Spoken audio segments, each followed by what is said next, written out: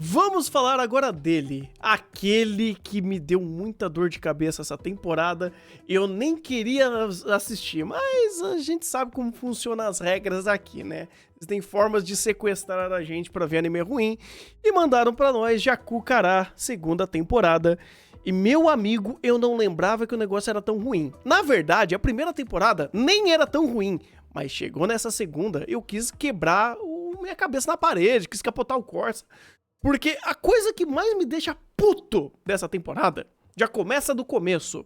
No final da primeira, o que aconteceu? Chegou o nosso querido, o Jaku Kagakun, né? Qual esqueci qual que é o nome do corno aqui? O Tomozaki.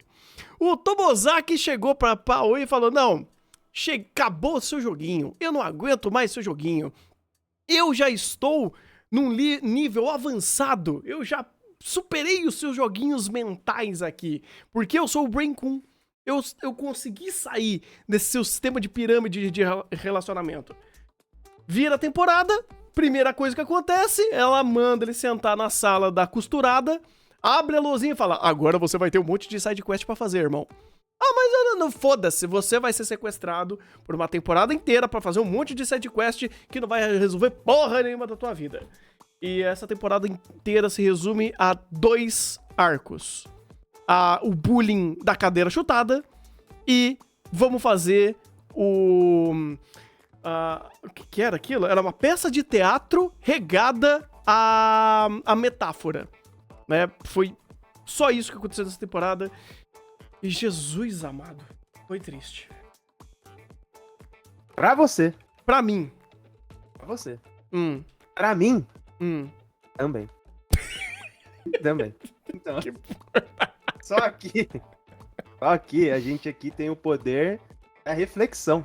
Certo. Somos dotados da capacidade de pensar. Uhum. E esse que é o problema. Porque uma vez você é dotado dessa capacidade, você entende as ideias, você entende os conceitos. Por isso que a gente fala que Jacu-Kará é o Oregairu da Deep Web. Sim. Porque o que ele tenta passar de relação interpessoal é semelhante ao Oregairu. Ambos falam sobre isso. Uhum. O problema é como falam. Literalmente, como falam. Porque aqui fala muito. Fala muito. Fala muito, muito, muito mesmo. Assim, o primeiro arco da segunda temporada é uma coisa absurda do tanto de texto que tem em primeiro plano. E é personagem falando sobre o sentimento do outro personagem, que fala do sentimento do outro, que fala o sentimento do outro. Aí ele tenta passar isso via texto, então você passa o abstrato e começa a racionalizar de forma lógica sobre sentimentos mais abstratos, explicar o comportamento de cada um, metaforando a rebiboca da parafuseta. Tu faz tudo isso. E tu tem um diretor não dotado das capacidades técnicas para fazer isso ser interessante, o que acontece? Exatamente. Uma novel horrível. Porque o texto é redundante, tu olha pra tua tela, não tá acontecendo nada, um personagem olha pro outro, não expressa absolutamente nada, e o texto tá querendo te dizer que o personagem tá sentindo 300 outras coisas.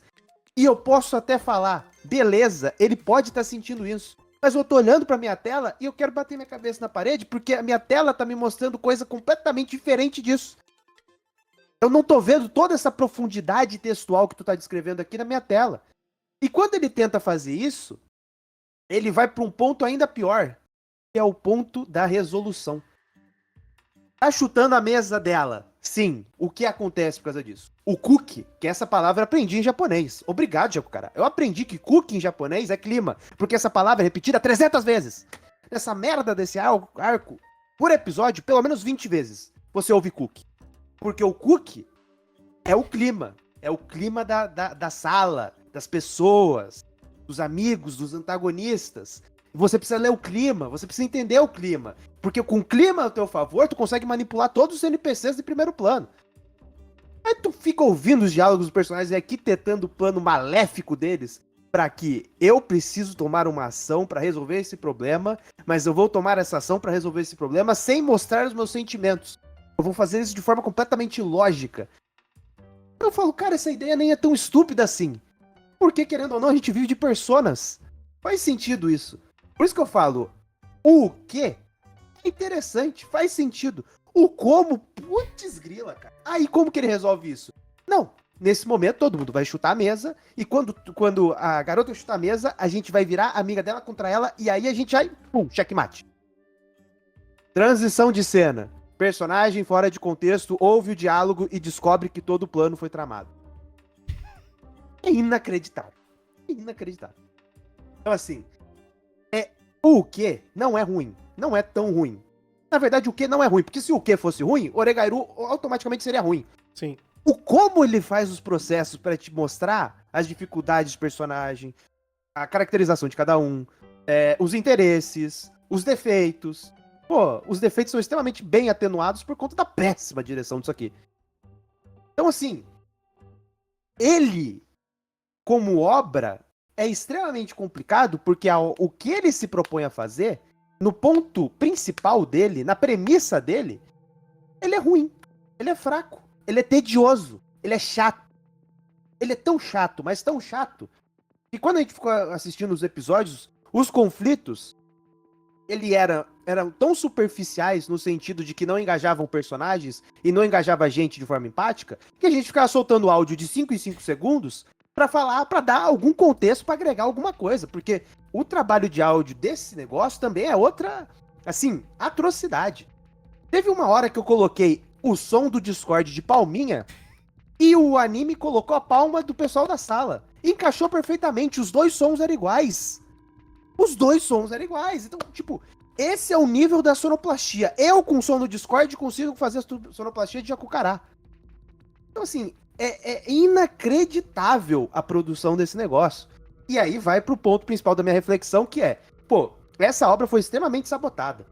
Porque se a direção não consegue destacar o ponto principal da obra, que é as dinâmicas interpessoais e os diálogos metafóricos, se ele torna isso chato, automaticamente toda a obra é sabotada em efeito dominó. É impossível ele fazer alguma coisa nesse sentido. Tanto que o menos pior em fazer coisas é o último episódio, porque ele atenua sentimento pra todo lado. É um absurdo pra todo lado. Aí fica escancarado o quanto a direção não segmenta nada. A direção está ali, continua ali, não ajuda em absolutamente nada, e a obra fica completamente entregue ao texto, e o texto é, assim, texto de novel, transmídia anime, texto de novel. Então, assim, cara, é muito complicado. É muito complicado. Então, por isso, que eu tô pesando mais na direção, porque em retrospectiva, falhar em sonoplastia, direção disso aqui, cenas completamente estáticas, plano contra plano, momentos de diálogo, o personagem não tem expressão facial, não tem expressão corporal. Quando o personagem vai chorar, você sente que é o choro de Bookworm, mal sai lágrima. Então, assim, é muito fraco visualmente. E aí tu atenua isso com o aspecto de direção. E com a sonoplastia, que, pelo amor de Deus. E a trilha sonora, que é pessimamente usada, que também cai na conta do diretor, pelo amor de Deus. Como ele usa mal as trilhas sonoras que ele tem. Que já não são a melhor coisa do mundo, de fato, mas ele usa tão mal, mas tão mal, mas tão mal, que, assim, é complicado. Se tu colocar o Kevin Bacon ali, vai sofrer a mesma coisa que ele sofreu em Tatu no Yusha. Sim. Mas eu não sei se eu vou dar esse benefício pra Jacucará, não, cara. Porque, assim, de produção cagada, o mundo dos animes tá cheio. E tem muito anime que tem até um texto legal que se sobressai e que consegue sobreviver a uma produção catastrófica. Você lembra da primeira temporada do nosso querido Will, de Sayonara no Paladin? O que fizeram com o menino Will ali foi uma assombrosidade. Foi quase parecer que tava, de fato, na Project Number 9. E Jesus amado, Project Number 9, vocês estão de parabéns. Eu acho que esse é o anime mais mal produzido de vocês. Se não é equiparável. Um dos. Não é equiparável. Ô, louco. RT não fala de sentimento, não fala de relações interpessoais, ele fala de tudo menos isso. Sim. E o que ele fala, o texto consegue carregar. Agora coloca o Will pra falar de relações interpessoais, E tu vai ver que a coisa é mais complicada. Ah, mas aí você tem um exemplo do... Ai, qual que é o lá do Mark Gaffin lá, que você adorava? O... Sagrada Reset. Isso, Sakurada. É o mesmo problema. Se bem que lá a produção não era... ela era morta, ela não era desgraçada. Ela era desgraçada. Não, ela era desgraçada. Uma das piores direções que eu já vi na minha vida. Sim, era muito ruim. Mas o texto tava trabalhando. Sim, o texto estava trabalhando. Pô, Mas o texto assim, era tinha realmente bom. que mas assim, eu tive que fazer concessões, não no nível de Jacucará, Uhum. eu tive que fazer concessões com relação ao texto, pra mim entender o cerne da ideia e reinterpretar o texto como era passado. Porque Sim. era literalmente um diamante bruto passando pra mim, eu falei, eu tenho que lapidar isso aqui pra entender a ideia. Quando você entendia a ideia, você achava fantástico. Mas assim, ainda é um processo complicado, porque tu não tem apoio nem áudio e nem visual. Sim. Igual o Jacucará. Só que, literalmente, aqui é puro texto a todo segundo. É literalmente diálogo em cima de diálogo, em cima de diálogo, em cima de diálogo. Então aqui, é assim, é literalmente você pegar, qual que é o teu ponto mais fraco? Esse aqui, beleza, vamos colocar ele e ele vai ficar rodando a cada 5 segundos. É pedir pra ir embora, cara. É. Tu esconde teu ponto fraco. Aqui o ponto fraco dele era a premissa. Aí acabou. O ponto fraco dele era justamente o recheio do bolo. Então, assim, cara, eu não consigo pesar a mão em Jacucará, porque ele já é uma obra completamente densa. Densa de diálogo. Densa então, tem um outro ponto, cara. Eu esqueci. Tu vê que a direção é tão mal alinhada com a proposta da obra que os aspectos que o diretor mais trabalhava, ele mais trabalhava em diálogo? Não, 90% do anime. Ele mais trabalhava em drama pessoal? Também não. Qual o momento que ele mais trabalhava? Assim, enquadramento e coxa. Encoxando as garotas. Enquadramento e coxa. Uhum. Enquadramento e coxa, a cada 5 segundos ele tá enquadrando. Irmão, assim, ele enquadra todo mundo. Parece até o Código Penal. Sai enquadrando todo mundo. Então, assim, tu vê, se o foco dele tá aí, já dá pra ver porque é complicada a brincadeira. Já dá pra ver como que é complicada a brincadeira. A ponto de autor chegar e falar no nosso querido Twitter, Google X, que, pô, esses enquadramentos aqui, ele fala, isso daí é fetiche do diretor. Não tenho nada a ver com isso. Literalmente. Só fica na minha. Eu apertei tradução, traduziu, apareceu. Fetiche do diretor. Falei, beleza. Está à mercê. Está à mercê. Então não tem o que fazer. Tá entregue. O foco do diretor é esse? Tem um anime de relações interpessoais e diálogo? Oh, desculpa. Posso não. Ai. Ok.